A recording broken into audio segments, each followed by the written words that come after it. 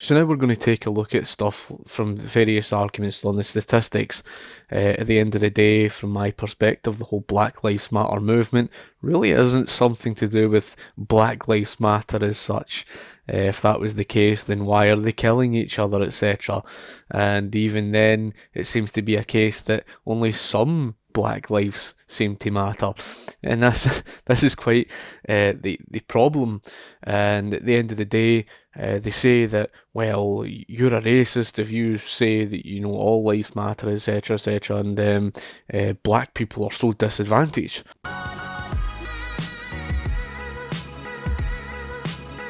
Okay, if that's the case, then let's take a look at some of these arguments. So, first of all, have a listen to this guy. So let's take a look at the official data to see how many blacks were killed in the hands of the police in 2019.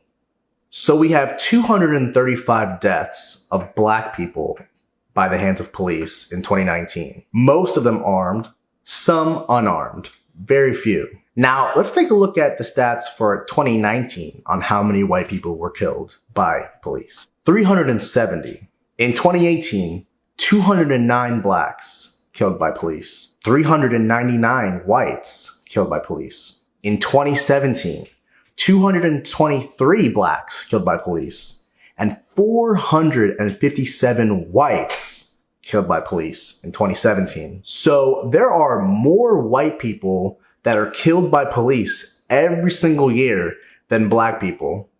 Now you may be wondering to yourself, well, why haven't I heard about this? I mean, most people have just assumed that blacks are the number one target of police.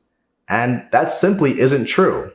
More whites are killed every year than blacks. Now, isn't that rather quite interesting? The very fact that someone who's black himself explaining about such statistics. But he wasn't the only one, of course. There is this guy. About these protests over the death of George Floyd, look, everybody has agreed that the man should not have died under those circumstances. It's not like there's some sort of controversy over it. I'm a child of the 50s and the 60s. And during the 50s and the 60s, there were protests over civil rights deprivations of blacks. There were protests over the Vietnam War. Much of the country felt it was an unwise war, an immoral war. A lot of the country felt differently. My point is, these were legitimate bases for street protests. What's the basis right now? The narrative that the police are mowing down black people? It's a false narrative. It's not true. Hey, if it were true, a lot of us would be out in the streets protesting. It is not true. And isn't that good news? According to the Washington Post, there were 9 unarmed black men who were shot and killed by the police in 2019. Guess how many white men who were unarmed and were killed by the police, shot and killed by the police? 19. When did the street protests occur? And according to the CDC, over the last half century or so, the rate of police shootings against blacks have declined 75%. Not a typo, 75%. While the rate of police shooting of whites has flatlined. So one can even argue that whites are more at jeopardy of the police than blacks. Why do I say that? A young black man is around 8 times more likely to be a victim of a homicide than a young white man. In fact, the number one cause of preventable death for young white men is homicides. The number one cause of death, preventable or otherwise, for young black men, homicide. And almost always killed by another young black man. So what are we talking about here?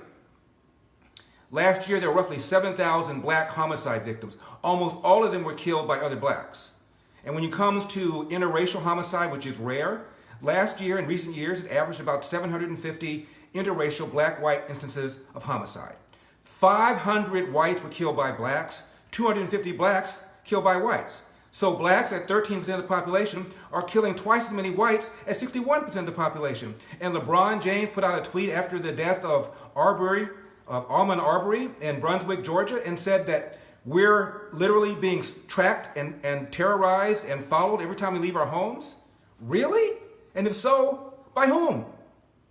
Look at a city like Chicago. Chicago's around a third black, a third white, a third Hispanic. However, 70% of the homicides are black on black. And about 75% of those cases are unsolved. Honestly. And when it comes to non-homicide, interracial, violent black-white acts, in any given year, recently, they're around 600,000. In 85 to 90% of the cases, it involves a black perpetrator and a white victim. Only 15% or so the other way around. So what are we talking about here? The only question we ought to be asking ourselves is, why is the crime rate so high in the black community that causes the police to cause there to be so many interactions with black people? And the answer, in my opinion, is the absence of fathers. Forget about Larry Elder. Barack Obama said a kid raised without a father is 5 times more likely to be poor, 9 times more likely to drop out of school, and 20 times more likely to end up in jail. It is the number one social problem in this country in general, and in the black community in particular. And the question is why? In 1965, 25% of black kids were born outside of wedlock. Now that number is 70%. Now you could argue that 25% had something to do with race and slavery and Jim Crow. But how do you explain the out-of-wedlock birth rate in the black community going from 25% in 1965 to almost 70% now? You cannot pin that on slavery and on Jim Crow. It is the welfare state. Their entire argument is to claim that the black people are so disadvantaged. The black people make up about 13% of the population. Black male population is probably 6% of the population. And they're committing more than 50% of the crime. Then of course they're going to come in contact with the police more often. And yet fewer of them are dying in police custody. Says everything. This agenda against the police that you're seeing in the United States today is nothing to do with Black Lives Matter. The Washington Post did an analysis of how many people were killed by the police in recent years, 1,000 of them. 500 of them were white, 250 were black. There were more unarmed white men killed by the police than unarmed black men. I was invited to Ohio State to give a speech before the football team by Coach Urban Meyer, then the coach. He called me and he asked me if I'd come in to talk to his players. And I said, Coach, are you aware that I went to the University of Michigan? And he paused for almost 10 seconds. I thought I killed him. So I came to the class and I addressed all these football players, and they were like this, Candace. They were not having it. They were not having it. Black and most conservative. of them were black, and they were all like this. And I'm sure they thought it was an Uncle Tom and a sellout and all the words you've heard before. Yep. And I said, there were about 16 unarmed black men killed last year by the police. And you can probably name the unarmed black men that have been killed in recent years, whether it's Eric Gardner or Freddie Gray or Trayvon Martin. I know he wasn't killed by a cop, but he was killed by a guy that purported to be the neighborhood watchman. Sandra Bland, we all know their names. Michael Brown. I said there were more unarmed white men killed by the police than unarmed black men. Name one. Room was silent for almost 20 seconds. So Black Lives Matter to me is really just this movement that is a black supremacist group. And that's really no different to a minority who are these white supremacists. And what the Black Lives Matter movement is, it's segregationist. And when you talk to cops, Candace, they will tell you they are more hesitant to pull the trigger on a black suspect than a white suspect. And this has been documented. There's an economist named Roland Fryer. He's at Harvard. He is so brilliant. He's I think he's the youngest tenured professor at Harvard ever, no matter the subject.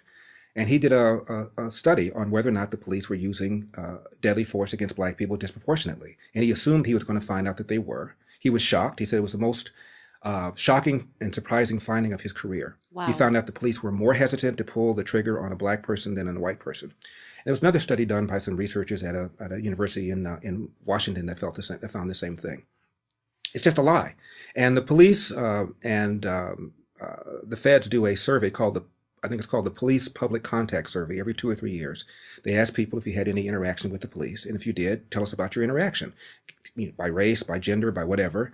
And it turns out they can't find any pattern of discrimination against black people. And I'm not saying that there aren't bad cops, obviously. There are bad talk show hosts. There are bad doctors. There are bad lawyers. They're bad people. But a systemic, planned out, institutional kind of thing, the data are not there. And you know it's not there, because if it were, there'd have been class action lawsuits against the police by all these black lawyers who are around, who are making this argument. I want you to sit and listen to this guy.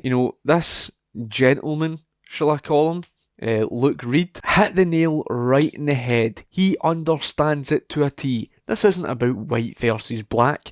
This is about a Marxist agenda, basically to overthrow capitalism. And they're playing into the emotions of black people, using history about slavery, all in the name of trying to further an agenda of socialism. And that's all what defunding the police is about. This isn't about the police brutality. In other words, they've over-exaggerated it. They're trying to, hide behind that and say, oh, this is what the argument really is about. No, it's not. And to be segregationist, that in of itself really is, racist in of itself. Listen to this guy. He hits the nail right in the head. First of all, regarding Black Lives Matter, I don't support Black Lives Matter either. Now, why don't I support Black Lives Matter? Black Lives Matter is a hard left, neo-Marxist, anti-white racist activist group. It is fully based on identity politics and sort of black power, black Afrocentrist identity politics. There's sort of two schools of thought, really. The Black Lives Matter side comes from the sort of Malcolm X side. So you have, on one side, you have the Martin Luther King side. Sort of don't judge people on their characteristics, on their race, judge them on the content of their character. And on the opposite side, you have the more militant response manifested and represented through Malcolm X. Now, Malcolm X was a black separatist. He was what you could call a black supremacist, black nationalist, if you like. He was overtly racist towards whites through most of his life, really. The only time Malcolm X wasn't racist towards whites was towards the end of his life, when he was a Muslim convert, obviously, when he went on a pilgrimage to Mecca. After that pilgrimage, he dropped his anti-white racist and sort of hard black nationalist stance in favor of its content of character, ironically enough. So in the end, he came around more to the Martin Luther King way of thinking. Malcolm X, when he was in the Nation of Islam was aligned and ideologically aligned and affiliated with the Black Panther movement. So the Black Panther movement, again, a black power, a black nationalist, a black separatist, anti-white racist movement. So Black Lives Matter is a direct relative from the Black Liberation Movement and the Black Party movement. All of this is American-based, by the way. It's not British-based. BLM comes from that hard left, anti-white racist, black separatist, black nationalist sort of political side of the aisle, political worldview and sort of ideology. So that's where they stand. They're playing into black people's emotions, using slavery as an example, painting their own version of history. They lied about the Industrial Revolution. They lied about that of the banking crisis. They lied about the Great Depression. They lied about so many things in history. And now they're using black people as a platform to lie about slavery and history to then try and further their agenda. Take a look at this, for example. Here you have someone down on their knees kissing another person's feet